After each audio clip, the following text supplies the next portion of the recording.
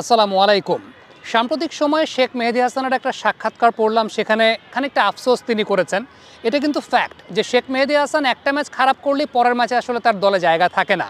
আপনি যদি চিন্তা করেন যে সাদা বলের ক্রিকেটে, বিশেষ করে টি-20 ক্রিকেটে বাংলাদেশে নতুন বলে কিংবা পাওয়ার প্লেতে বেস্ট বোলারটাকে চোখটা বন্ধ করে আপনার শেখ মেহেদী হাসানের নামটাই আসবে এবং পরিসংখ্যানটাও কিন্তু সে বিষয়টাকে জাস্টিফাই করে। আপনি যদি গেল 2 বছরে শেখ মেহেদী হাসানের পাওয়ার প্লে বোলিংয়ের পারফরমেন্সটা একটু পর্যালোচনা করে দেখেন, তাহলে দেখবেন পরিসংখ্যানটা আপনারা ঠিক এই মুহূর্তে পর্দায় দেখতেই পাচ্ছেন যে শেখ মেহেদী হাসান বাংলাদেশের বেস্ট পাওয়ার প্লে বোলার। আমার লাস্ট এশিয়া কাপের একটা ইনসিডেন্ট খুব মাথায় ঘোরে, সেটা হচ্ছে সাইম আইয়ুবকে যেভাবে তিনি আউট করেছিলেন, লং অনের ফিল্ডারটাকে মিডনের ভেতরে আনলেন, এরপরে মিডনেই তাকে ট্র্যাপ করালেন। শেখ মেহেদী হাসানের বোলিংয়ের বৈশিষ্ট্যের জায়গায় সবচেয়ে উল্লেখযোগ্য যে বিষয়টা, সেটা হচ্ছে ফ্ল্যাটার ট্র্যাজেক্টরিতে বোলিং করতে পারেন, জোরের উপর বোলিং করতে পারেন, জোরের উপর বলকে টার্ন করাতে পারেন, আন্ডার কাটার করতে পারেন, আর্ম বল করতে পারেন। ইদানিংকালে অনেকটা লেগ স্পিন গ্রিপেও বোলিং করেছেন। নিকোলাস পুরানকে আমরা দেখতে পেয়েছিলাম যে যেভাবে তিনি আউট করেছেন। সব কিছু মিলিয়ে অ্যাজ আ বোলার শেখ মেহেদী হাসানের ক্যাপাবিলিটি নিয়ে আসলে কোনো প্রসঙ্গের জায়গা বা প্রশ্নের জায়গা কারণ নাই, কিন্তু শেখ মেহেদী বদনামের ভাগিদারটা হন তার ব্যাটিংয়ের জন্য। অনেক সময় দেখা যায় যে ওইরকমভাবে প্রিপেয়ার না করেই তাকে ড্যামেজ কন্ট্রোলের জন্য 4 নম্বরে ব্যাটিং করতে পাঠানো হচ্ছে, কিন্তু আদৌ কি তিনি 4 নম্বরে ব্যাটিং করার জন্য প্রস্তুত কিনা সেই ব্যাপারটা কিন্তু একটা প্রশ্নের জায়গা তৈরি করে।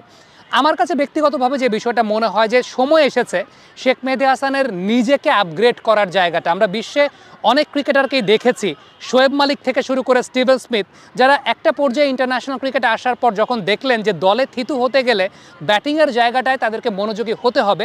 আমার কাছে ব্যক্তিগতভাবে মনে হয় যে সময় এসেছে শেখ মেহেদী হাসানের নিজের জায়গা থেকে, তার প্রতিদ্বন্দ্বী কেউ না, কাউকে প্রতিদ্বন্দ্বী ভাবার কোনো কারণ নাই, নাইম হাসান কেউ না, মেহেদী হাসান মিরাজ কেউ না, নিজেকে নিজের প্রতিদ্বন্দ্বী ভাবাটা আসলে খুব গুরুত্বপূর্ণ একটা বিষয় এবং নিজেকে নিজের প্রতিদ্বন্দ্বী ভেবে ব্যাটিংয়ের স্কিল বাড়ানোর জায়গাটায় আমার কাছে মনে হয় ফোকাস করাটা উচিত। কেন করাটা উচিত? কারণ বাংলাদেশ এমন একটা টিম টি-20 ক্রিকেটে, ধরেন একজন লেফট আর্ম স্পিনার তো থাকবে নাসুম আহমেদ, 2 জন জেনুইন স্পিনার বোলার খেলানোর লাক্সারিটা নাই।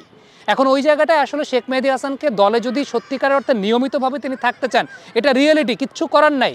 তার বোলিংটা তো আছেই, he is the best bowler, no doubt about that, কিন্তু তার সাথে সাথে তার ব্যাটিং ক্যাপাবিলিটির জায়গাটার স্কিলটাও বাড়ানোটা খুব গুরুত্বপূর্ণ এই মুহূর্তে। তাহলে কম্বিনেশনে যখন তার মধ্যে 2টা ফ্যাক্টরি থাকবে, যে ঠিক আছে বোলিংটাতে কিন্তু বেস্ট বোলিং করছেন, ব্যাটিংটা এখন যেখানে আছে তার চাইতে যদি 1 ডিগ্রি আপগ্রেডেশন করতে পারেন, তাহলেও বাংলাদেশের মিডল অর্ডারের একটা ক্রাইসিসের জায়গাটায় তিনি ভূমিকা রাখতে পারবেন। সত্যি কথা বলতে বাংলাদেশে এখন টিমের যে অবস্থা, আপনি একজন নাসুম একজন শেখ মেহেদীকে এফোর্ড করতে পারবেন না, কারণ 3 পেসার খেলাতে হচ্ছে। 3 পেসার খেলাতে হচ্ছে, তানজিম সাকিব আছেন, মুস্তাফিজ আছে, তাসকিন আহমেদ, কিংবা যেই খেলেন না কেন পেস বোলিংয়ের কম্বিনেশনে 3 জন পেস বোলার খেলছেন, বা সাইফুদ্দিনের কথা আমরা বলতে পারি। সেই জায়গাটাতে নাসুম আহমেদ যখন আছেন, আরেকজন আবারও বলি, শেখ মেহেদী হাসানের বোলিং ক্যাপাবিলিটি নিয়ে কারো কোনো সন্দেহ বা কোনো সংশয়ের জায়গা নেই, হি is the best in the power play. কিন্তু ওই স্পটটা পূরণ করতে গেলে ব্যাটিং ক্যাপাবিলিটির জায়গাটাও চিন্তা করাটা খুব গুরুত্বপূর্ণ হয়ে দাঁড়ায় বাংলাদেশের জন্য, যে কারণে হয়তোবা শেখ মেহেদী হাসান নিয়মিতভাবে একাদশে সুযোগ পান না। একটা ম্যাচ খারাপ খেললে পরের ম্যাচে আর পান না, আবার দেখা যায় আগের ম্যাচ ভালো করেছেন, তারপরেও পরের ম্যাচে কম্বিনেশনে তার সুযোগ হচ্ছে না because of batting. So reality মেনে নিয়ে, আমার কাছে মনে হয় যে রিয়েলিটি মেনে নিয়ে শেখ মেহেদী হাসানের ব্যাটিংয়ের উপরও ফোকাস করাটা খুব গুরুত্বপূর্ণ একটা বিষয়। আমরা ইন্টারন্যাশনাল ক্রিকেটে প্রচুর প্লেয়ারকে দেখেছি যারা একটা সময় হয়তো বা ব্যাটিং ওইরকম ভালো পারতেন না, কিন্তু পরবর্তী সময় অনেক ভালো ব্যাটসম্যান হয়েছেন।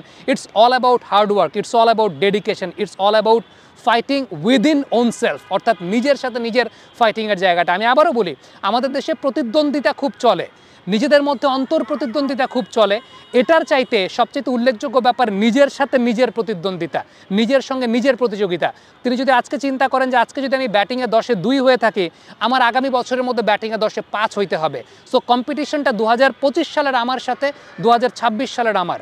সো এই জায়গাটাই আমার কাছে মনে হয় যে খুব গুরুত্বপূর্ণ। আমাদের শুধুমাত্র এটা ক্রিকেট বা শেখ মেহেদী হাসানের ক্ষেত্রে বলছি না, আমাদের প্রত্যেকটা ক্ষেত্রেই প্রতিযোগিতা হওয়া উচিত আমাদের নিজের সাথে নিজের, না আমার পাশের ভাইয়ের সাথে আমার, না আমার বন্ধুর সাথে আমার।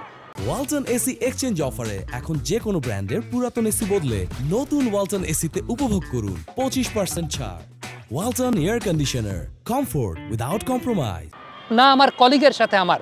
এই কারণে এই যে কলিগের সাথে প্রতিদ্বন্দ্বিতা করি, আমার পাশের ভাইয়ের সঙ্গে প্রতিদ্বন্দ্বিতা করি, যে কারণে আমাদের সোসাইটিতে হিংসা, বিদ্বেষ, এবং নানা ধরনের অরাজকতা বৃদ্ধি পায়। আমার মতে প্রত্যেক মানুষের কম্পিটিশনটা থাকা উচিত নিজের সাথে নিজের। আজকে আমি 2025 সালে যে জায়গাটায় আছি, আমার উচিত 2026 সালে সেই জায়গা থেকে 1 ডিগ্রি নিজেকে বাড়িয়ে নিয়ে যাওয়া।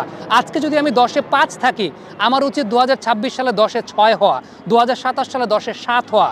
ধরেন 2022 সালে আমরা অনফিল্ড যেভাবে শুরু করেছিলাম, 2025-এ এসে আমরা সেই জায়গা থেকে আপগ্রেড করার চেষ্টা করছি, 2026-এ আমরা আরও আপগ্রেড করার চেষ্টা করব। So these are the things যেটা মনে হয় যে প্রত্যেকের কম্পিটিশনটা থাকা উচিত নিজের সাথে নিজের, না ওর সাথে ওর, না ওর সাথে ওর। নিজেকে নিজের আপগ্রেডেশনের চিন্তাটা করা সবচেয়ে ইম্পর্টেন্ট ব্যাপার। আমার কাছে ব্যক্তিগতভাবে মনে হয় এখানে মেহেদী হাসান মিরাজ আছেন, নাঈম হাসান আছেন, অনেকেই আছেন, আশেপাশ থেকে অনেকে হাওয়া বাতাস তেল অনেক কিছু দিতে থাকবে, ওর চেয়ে তোমার বেটার করতে হবে, ওরে নেয় তোমার নেয় না। কিন্তু তুমি যদি নিজের স্কিলটাকে আপগ্রেড করো, এখন যা আছে তার চাইতে 1 ডিগ্রি বেশি, তোমার কেউ আটকাইতে পারবে না। এই বিষয়টা আমি বিশ্বাস করি। কমেন্ট বক্সে আপনাদের মন্তব্য মতামত জানতে চাই।